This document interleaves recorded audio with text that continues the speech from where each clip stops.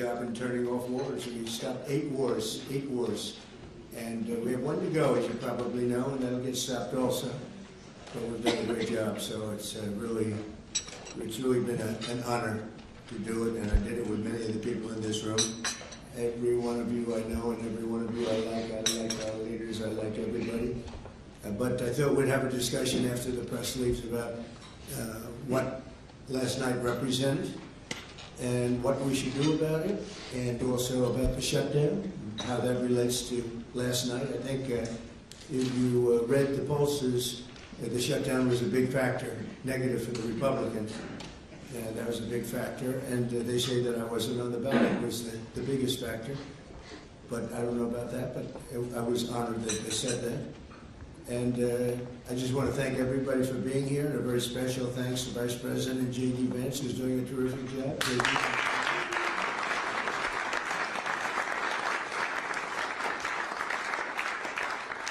As well as the Senate leadership team that has been working very hard, working really, I will tell you, nobody's working any harder representing the American people, including Senator John Thune. John, thank you.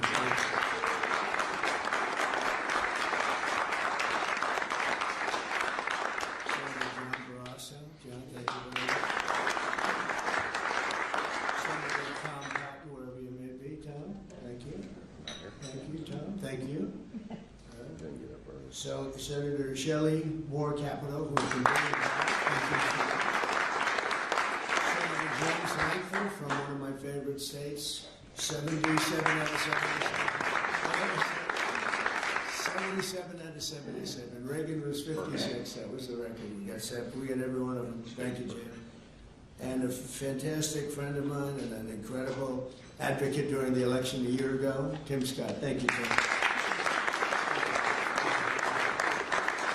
So as you know, we are in the midst of a disastrous Democrat-created government shutdown, and it is Democrat-created, but I don't think they're getting really the blame that they should. That's now officially the longest shutdown in American history. The Democrat radicals in the Senate have shown zero interest in reopening the government, and I don't think they'll access it. A lot of people disagree. I've been saying for the last 30 days, we've had 4 or 5 different points. Yes, sir, they're going to get it right now. We should have it done in a day. I've heard that about 4 times. I heard it after Kings. You know, they said I was a king. And I heard it after Kings. I heard it after a couple of other moments in time. And I said, no, I don't believe so. And now I heard it's after the election. I don't believe so. I think they will. I think they're kamikaze pilots. I just got back from Japan. I talked about the kamikaze pilots. I think these guys are kamikaze. They'll take down the country if they have to. So I don't think so. Millions of Americans are going to be without SNAP benefits. And I will say about SNAP benefits, so when I was president, we had $7 billion worth, and now they have many times that, because these benefits were given to anybody that asked, and they're up to, I hear, just many times, $47 billion. So it wasn't the purpose of SNAP. It was for people that really had problems, down and out, people that really had problems. But during Biden, they gave it to anybody that wanted it. I think it's something you have to talk about because the numbers are incredible. But countless public servants are now not being paid, and the air traffic control system is under increasing strain. We must get the government back open soon, and really immediately. We have to get it up. We have the hottest economy we've ever had, and it's affecting the stock market now a little bit. But the stock market, as of Friday, has hit many record highs during the last 9 months, many. And it will again. This is just the beginning, because with these plants that are being built right now start opening up, we've never had anything like this as a boom. There's a construction boom right now, but that's going to be bigger than that. That's going to be an economic boom as soon as they open up, and it's going to be something special. We have car companies coming in. When I was in Japan, Toyota, Mr. Toyota, I said, "What's your name?" "Toyota." I said, "Oh, you're rich." I said, "How much of the company do you own?" 92.1%. I said, "I'm glad you said the one. He wants to be." I said, "You're a rich guy." And he said, "I'm investing $10 billion in the U.S. And you know what I'm talking about, right? You introduced me, Mr. Senator. You introduced me originally when you were the ambassador to Japan. He's still good. He's still strong. But he had no interest in investing in this country. Now he's investing $10 billion as of 1 week ago in building new plants. We have auto plants coming in incredibly, but we have AI and all of them. And we can't be extorted to give $1.5 trillion to people that came into the country illegally, many from prisons, many drug dealers. A lot of people came in from mental institutions. They want to give a lot of money to the people that came in illegally. We have to get them out. We can't, no country can sustain that. That's not like an attack on our country. In no country, these are not going to be productive people. These are going to be anti-productive people. And we can be, all have big hearts. I have a bigger heart than anybody, but we can't let that happen. It's time for Republicans to do what they have to do, and that's terminate the filibuster. It's the only way you can do it. And if you don't terminate the filibuster, you'll be in bad shape. We won't pass any legislation. There'll be no legislation passed for 3.25. We have 3.25 years, so that's a long time. But when they can't do an extension, and John, I think they've done an extension every single time they've ever been asked forever. This is the first time they haven't done an extension. Extensions are supposed to be easy, but if they won't do an extension, they won't do any bill, even a simple bill. And we should do our own bills. We should get out. We should do our own bills. We should open up. We should start tonight with the country's open. Congratulations. Then we should pass voter ID. We should pass no mail-in voting. We should pass all the things that we want to pass, make our elections secure and safe, because California is a disaster. Many of the states are disasters. But can you imagine when they vote almost unanimously against voter ID? All we want is voter ID. You go to a grocery store, you have to give ID. You go to a gas station, you give ID. But for voting, they want no voter ID. It's only for one reason, because they cheat. We would pass that in 15 minutes. If you don't get it, you'll never pass that. You'll never talk about mail-in ballots. Mail-in ballots make it automatically corrupt. If you have mail-in ballots, automatically it's correct. Even Jimmy Carter, they had the Carter Commission after he got out of office, and he had a group of very distinguished people, Democrats and Republicans, and they passed, they recommended things take place. It was a long time ago. And they said about mail-in ballots, if there is mail-in ballots, there will definitely be corruption, because, you know, they pass through too many hands. I mean, you go in to vote, and they want your card. Even me, I went into Palm Beach. You go in to vote, they want your card, you're this, you're that. They say, I'm sorry to do this, sir, but I have to look at your identification. I said, that's all right. I love that. But, you know, you're really not going to get away with much. It was very, very professional and very good, the way it's supposed to be. But these people don't want that. They have legislation in California where it's illegal to ask somebody for voter ID. If you ask somebody for voter ID, if you're an official and you say, I'd like to see your voter ID, they can arrest you, okay? They can arrest you because they want to cheat, and they get away with it, and the Republicans let them get away with it, and we won't do that if we have the filibuster. So we're gonna talk about that a little bit, and we're gonna see if we can sway, because I know we have a lot of, not a lot, I'd say half feel this way, maybe a little bit less than half, and it's time to have a really good talk. If I thought that they weren't going to pass the filibuster, I wouldn't even bring it up. They're going to pass it within the first hour. And if they take power, and it's more likely that they take power if we don't do it, because we're not going to be passing any legislation. They're not going to approve anything. We're going to go 3.25 years. There won't be one bill that we're going to pass. Because the easiest thing to pass is exactly right now what they won't pass. And they'll do that, and they'll wreak havoc. But let's assume they get it. They're doing it anyway, so it wouldn't matter. They're doing it anyway. And, you know, I have a case where I have great U.S. attorneys that can't be approved because of the blue slips. The blue slips, I think you should terminate blue slips, too. It's a mental termination because it's really a custom. But if you have a Democrat senator or two is bad, but it doesn't make any difference. If you have one senator writes a negative letter on some great U.S. attorney, we had it in Manhattan, Southern District. Jay Clayton, one of the most respected lawyers in the whole country, by far, one of the most respected, and couldn't get approved. The courts approved it. The courts couldn't believe it. They did it like instantly. He went to the best schools, got the best marks, top of his class, everything was perfect. I mean, he was like lived the perfect life. Went to Sullivan and Cromwell, almost immediately became the head of Sullivan and Cromwell. You know, the most prestigious law firm, I would say, in the country, just about, whether it's Sullivan or 2 or 3 I could name, but Sullivan I would say really maybe number 1. He was the head of Sullivan and Cromwell for like 20 years. He went to the SEC, was flawless. He did it for me. He was the SEC chairman. He was flawless. Then he went to Apollo, where he was the chairman of Apollo, and was flawless. Everything went good. The stock went through the roof and everything. I asked him to go to the Southern District, and he said, "I'll do what you'd like to do, sir." He's a very high-quality person. But he couldn't get approval from Schumer. Schumer didn't approve him. The best students, the best schools, everything. He's like flawless. And the courts actually said, "You're not approving Jay Clayton." Right, Lindsay, you heard this. The courts actually interceded, and they approved it. But that's an unusual guy. We have other people that are really good, but people don't know how to do it. Top students, top colleges, and they're U.S. attorneys, and they won't be approved. They're not going to be approved. We have one in Los Angeles who's phenomenal. Nope. The senators, the Democrats are, again, they're kamikazes. The Democrats are not going to approve them. Blue slips are a disaster. So the only people I can get approved are Democrats. I was told that by the Democrats. We'll only approve Democrats. I said, really? Is that right? Not going to work that way. Not going to work that way with me. But the blue slips are a total disaster.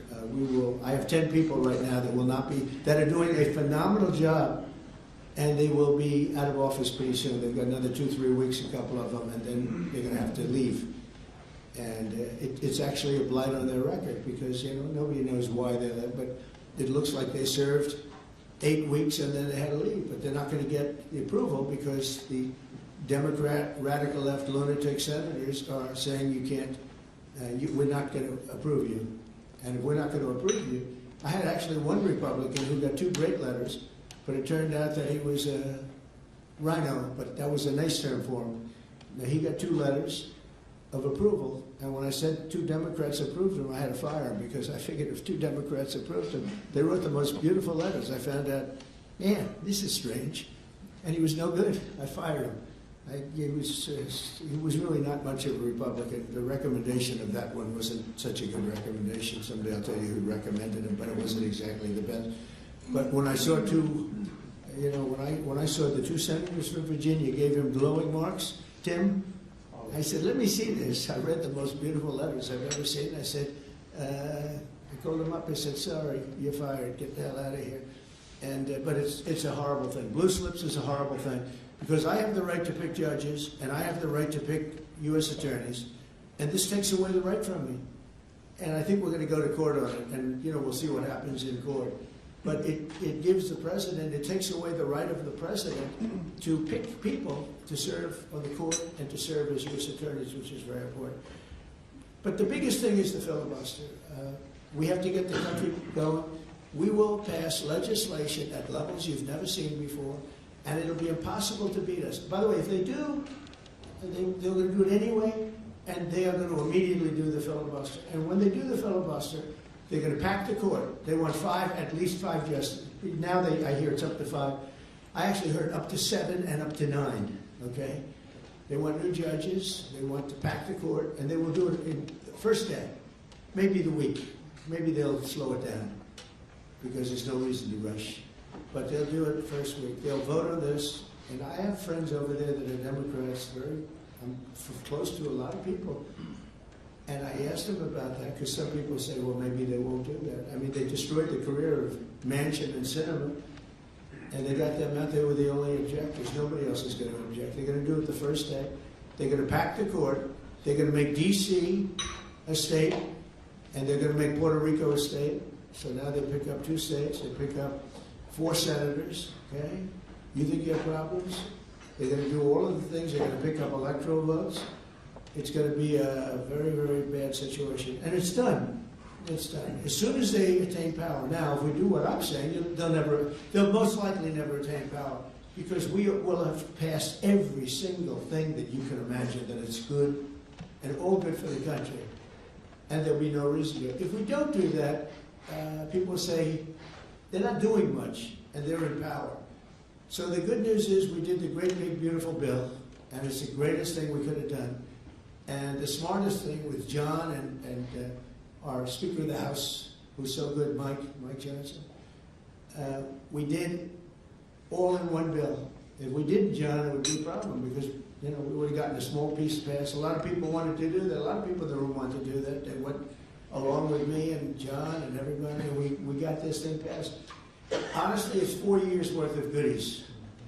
No tax on tips, no tax on Social Security, no tax on, think of it, no tax on overtime. It's an unbelievable tax cut for the workers and for business, where business is going to create jobs, and we're creating jobs at levels that nobody's ever seen before. All these things are good. We have to be able to get the word out. If we don't get the word out, we're making a very big mistake. So I have this long, beautiful, and very boring speech. I won't bother you. But because we can just start talking, and I think it's very important. We have to get the country open, and the way we're going to do it this afternoon is to terminate the filibuster. And it's possible you're not going to do that. And I'm going to go by your wishes. You're very smart people. We're good friends. But I think it's a tremendous mistake, really. It would be a tragic mistake, actually. It's time. It's time. If I thought they weren't going to approve, I'd sort of be with you. It'd be fine. I'd be neutral to with you. But knowing that they're going to pass it as soon as they get any semblance of control, they'll pass it first thing. Then it's like we have to do it first. And we have 2 years, and we'll end up with 2-3 years, and we'll have this country so perfect. We will have passed more legislation than any Congress and any group of senators or a group of congressmen. And we will get it through. They'll send it to us. We'll send it to them. It'll be a beautiful machine. Otherwise, we're just going to sit around and argue with these people all day long. And they're highly unrealistic.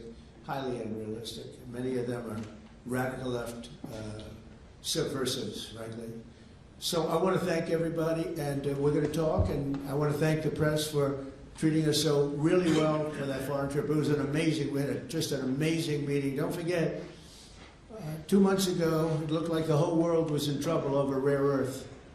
And that's no longer even a subject that people talk about. It was all worked out very quickly. Without tariffs, I couldn't have done it. I put a 100% tariff on China. As soon as I heard it, within 20 minutes, I put a 100% tariff on China. When President Xi, who's really a friend of mine, as much as he can be a friend, he's a tough man. He's a tough man. Smart man, actually. Very smart. The press doesn't like it when I call him very smart. They think I'm not supposed to call him smart. But at least 1.4 billion people, without question. In fact, during the meeting, we were there. A couple of you were there, and some of you saw it. So he's here, and he's got about 6 people on each side. And every one of those people was standing like this. They were at attention. And I made a comment to one of them, and I got no response. I said, "Are you going to answer me?" I got no response. And President Xi didn't let him have any. So if there's any question, I said, I want my cabinet to behave like that. I'm demanding that I want them sitting up like that, Tim, just nice and straight. I've never seen posture like that. I've never seen men so scared in their lives. The equivalent of a vice president. I said, "Are you going to answer my question?" And he's like, he doesn't move. I said, "What's wrong with this guy?" "I will answer all questions." Why don't you behave like that? JD doesn't behave like that.